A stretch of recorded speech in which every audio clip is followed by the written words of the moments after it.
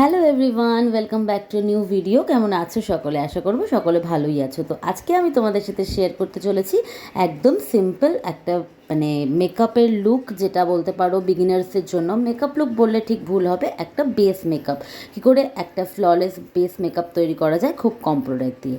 তো প্রথমেই কিন্তু আমি স্কিনটাকে ভালো করে ক্লিন করে পরিষ্কার করে নিয়েছিলাম এবং স্কিনটাকে যে প্রেপ করতে হয়, মানে ভালো করে টোনিং, ক্লিনজিং, টোনিং, ময়েশ্চারাইজিং সেটা করতে হয়, সেটা করে নিয়েছি। দেন তারপর মুখে কিন্তু লাগিয়ে নিলাম প্রাইমার লাগানোর পর আমি অরেঞ্জ কালারের কালার কারেক্টার দিয়ে আমার মুখের যে ডার্ক স্পটসগুলো আছে বা কোনো জায়গায় কোনো অন্যান্য কিছুর দাগ রয়েছে সেগুলোকে ভালো করে কিন্তু ঢেকে নিলাম।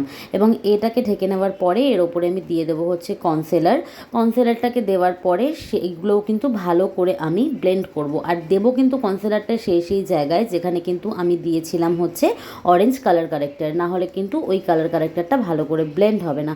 তো এইগুলো দেওয়ার পর কিন্তু আমি ভালো করে আবার স্কিনটাকে ব্লেন্ড করে নিলাম। এই জিনিসগুলো দিয়ে ব্লেন্ড করার পর দেখতেই পাবে যে তোমাদের মুখে যে দাগ ছোপ ছিল সেগুলো কিন্তু অনেকটাই এখন কম লাগছে দেখতে। দেন আমি ইউজ করব মুখে হচ্ছে সিসি ক্রিম। প্রথমেই বললাম তোমাদেরকে যে একদম কম প্রোডাক্টে কিভাবে একটা ফ্ললেস বেস মেকআপ তৈরি করা যায় সেই ভিডিওটাই শেয়ার করছি। তো সেই জন্য সবার কাছে যে ফাউন্ডেশন থাকবে এমনটা নয়। তো যারা বিগিনার্স তারা ফাউন্ডেশন ছাড়া সিসি ক্রিম দিয়ে কীভাবে এরকম একটা সুন্দর বেস মেকআপ তৈরি করতে পারো সেটার জন্যই কিন্তু আমি সিসি ক্রিম ইউজ করলাম। সিসি ক্রিমটা মুখে ভালো করে দিয়ে দেন এটাকেও কিন্তু আমি ব্লেন্ড করে নেব। যদিও বা সিসি ক্রিম হাত দিয়েই ব্লেন্ড করলে হয়ে যায় আর কি, ভালোই ব্লেন্ড হয়। কিন্তু যেহেতু এটা একটা মেকআপ ভিডিও আমি তৈরি করছি বা একটা বলতে পারো সুন্দর মেকআপ একটা লুক তৈরি করার চেষ্টা করছি, সেই জন্য কিন্তু এটাকেও আমি ব্লেন্ডার দিয়েই ব্লেন্ড করব। আর ব্লেন্ডারটা কিন্তু এই ক্ষেত্রে আমি জলে ভেজাইনি, আমি এটাকে স্প্রে দিয়ে আর কি, ফিক্সিং স্প্রে দিয়ে ভালো করে ভিজিয়ে নিয়েছিলাম। ফিক্সিং স্প্রে দিয়ে মেকআপের ব্লেন্ডারটাকে যদি তোমরা ভালো করে ভিজিয়ে নাও তাহলে কিন্তু মেকআপ পিসটা অনেক বেশি সুন্দর হয়। আর তারপর কিন্তু আমি ওপরে পাফ করে নেব একটুখানি কম্প্যাক্ট পাউডার। ব্যাস, এভাবে এইটুকুনি জিনিস করতে পারলেই কিন্তু তোমাদের সুন্দর একটা ফ্ললেস বেস মেকআপ তৈরি হয়ে যাবে।